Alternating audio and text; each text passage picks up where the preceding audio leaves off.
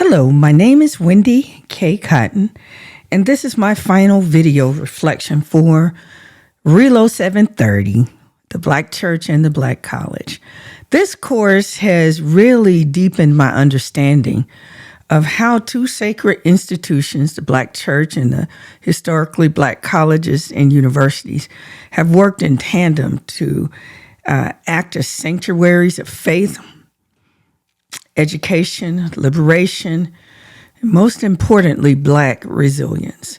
So this course has really strengthened my conceptualization of what public theology really is. So to try to condense this talk to 10 minutes, I have identified 6 themes that emerged during our study this semester.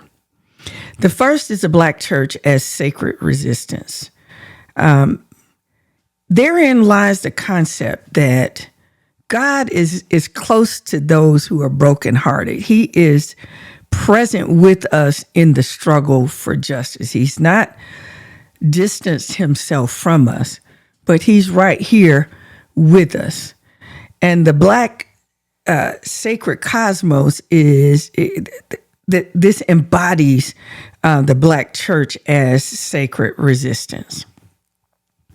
Second theme is HBCUs as sacred learning, sacred places of liberation. I could tell so many stories about my experience at Hampton University. It's my HBCU. And when I came here as a freshman for many, many years ago, I had a concept of what HBCUs were because of where I grew up in the city of Atlanta with my aunts and uncles, going to the AU Center, to Morehouse, to Spelman, to Clark, to Morris Brown, and ITC, my church pastor and so forth, and his family. I understood what HBCUs were, but I had not developed a real appreciation for HBCUs as a space of liberation, as sacred learning. But as I reflect on it, on my time there, when I first started at Hampton University, lots of things make sense in terms of what we study. When we talk about the mentorship that takes place on the campuses of HBCUs, it's just part of the culture where the faculty, the professors, even non-faculty employees of the university, they embrace you as their own children. There were many times when professors took me and my classmates to their homes for dinner. They fed us. They took us to revival on Friday night at their churches. And so I learned there not just the content, but I also learned, and I didn't know I was learning this, but I learned how to fight oppression at Hampton University. As a freshman, I was appointed to the Student Government Association as a freshman representative, me and another classmate.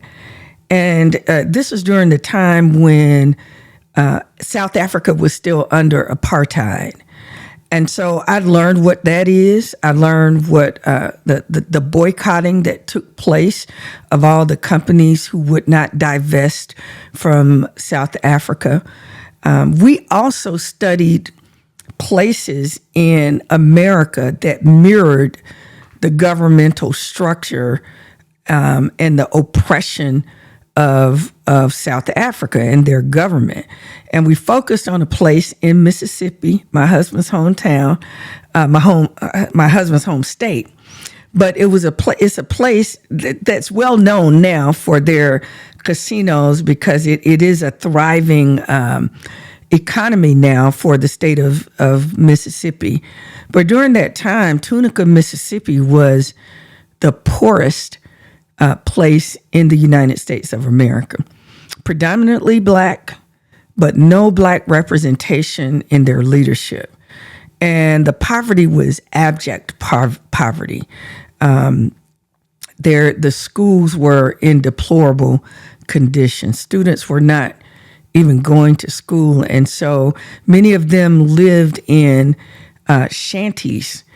And so to help us understand and better conceptualize how the people in Tunica, Mississippi were living and parallel that to the oppressive system of apartheid, we actually built shanty towns on the campus of Hampton University.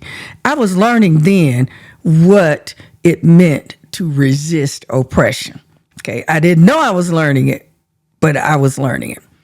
Third theme, the synergy between the Black church and the Black college. So when I arrived at Hampton University, first thing I did, because of my upbringing, growing up in a Pentecostal church, I looked for a spiritual covering. That was important to me. We used to have this thing called going under watch care. When our students, our church members went away to college, we had to find a church. If we could not find a church in our own church organization, we would find the closest thing to it. And so I fellowshipped at a Kojic church, Faith Temple Church of God in Christ on West Queen Street in Hampton, Virginia. And I came under watch care there.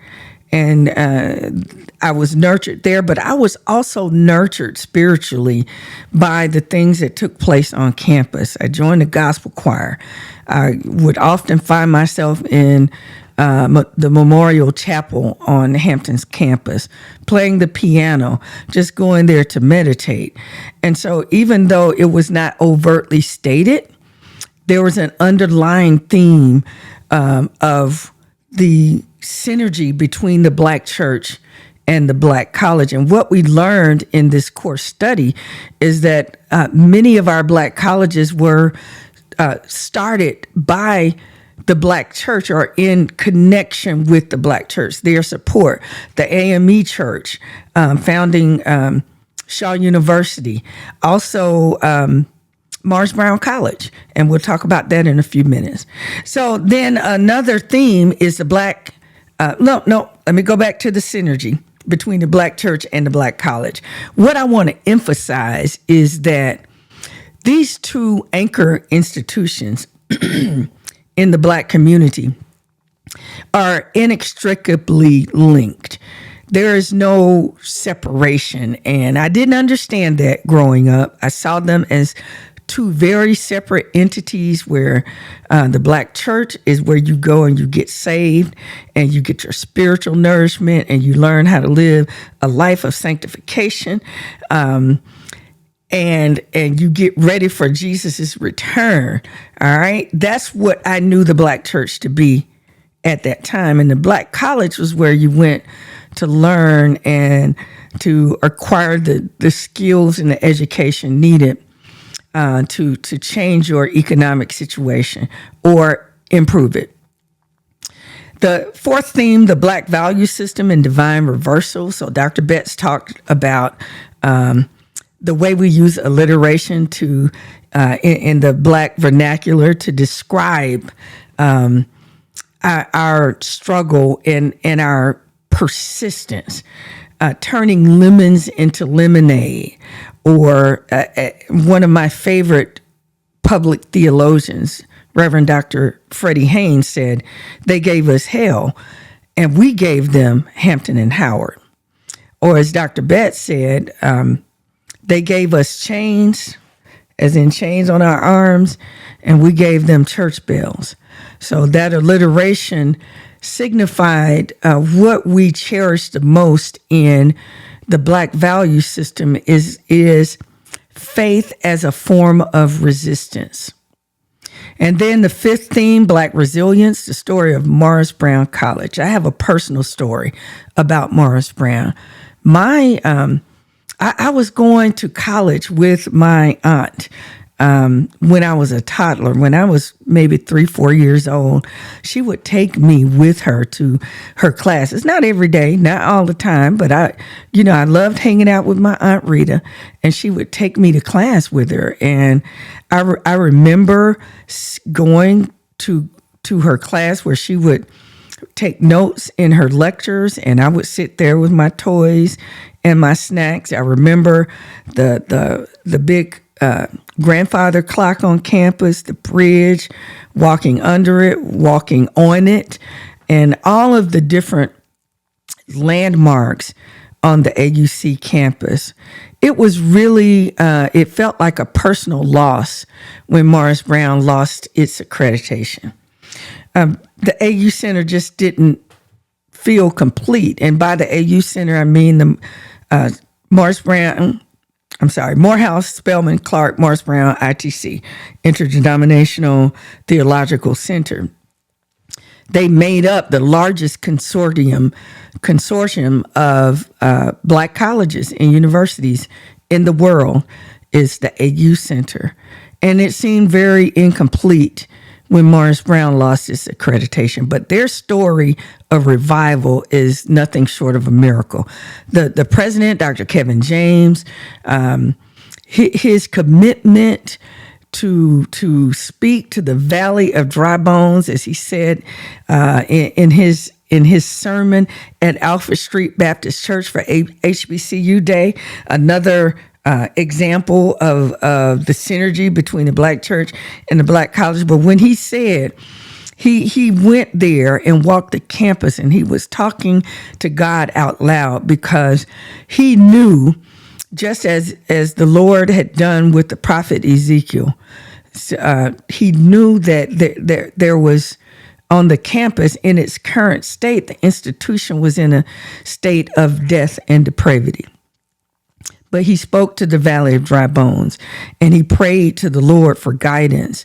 And he was able to use some very innovative practices to bring restoration back to that campus, using the land that is in very close proximity to Mercedes-Benz Stadium, where the Falcons play in their major events held at that venue.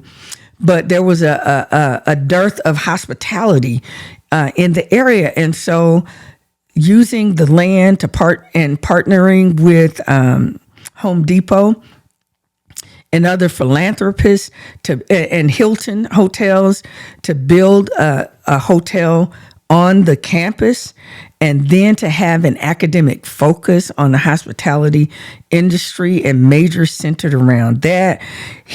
That was part of the hard reset for Morris Brown. And then that was the first 5 years. And then the second 5 years is where we are now, with what he calls the resurgence. So the resurgence is the bringing back of Greek life. And I have vivid memories of when each of the Divine Nine, who are present on the campus now, when their chapters were revived and they came back, and the band, it brought back a different vitality to the campus that was sorely needed, where students are able to feel that culture that we've come to know as part of the HBCU experience. So public theology in practice is, to me, faith and public service married together. Very quickly, having grown up in Atlanta, I've always been around the stories of Martin Luther King and the Civil Rights Movement. He was assassinated earlier the same year that I was born, so I never existed in the same space and time as Dr. King, but there's no way to escape all the stories about the King family and about the struggle for civil rights, much of which took place in Atlanta and other surrounding areas. But my parents, my aunts and uncles, my grandparents, they were all there to experience it. But one thing I did not understand about Dr. King was how he could be a reverend, I didn't see him as a reverend. I didn't understand how he was a reverend and a pastor because he was always, every time I saw a film or a video clip or saw something on TV about him, playing footage of him, he was talking about civil rights. And in my mind, the church is where you went for your spiritual nourishment and to get saved. And civil rights was something different. I had much respect for him then, but I didn't understand his place as a theologian. It wasn't until this program, and even more specifically, the depth of studies we've engaged in this course, that I gained a full appreciation for what public theology is in practice. And now I see Dr. King and Reverend Ralph David Abernathy and Reverend Jesse Jackson and Reverend Al Sharpton. And those are the historical figures, but even contemporary figures like Freddie Haynes and Otis Moss III, just to name a few, Howard John Wesley at Alpha Street. I understand Ebony Marshall Terman as public theologians. I get it now. I understand, and it is largely because of this course. So I want to thank you for the nuggets and all the knowledge that I received in this course under your tutelage. Thank you for your time.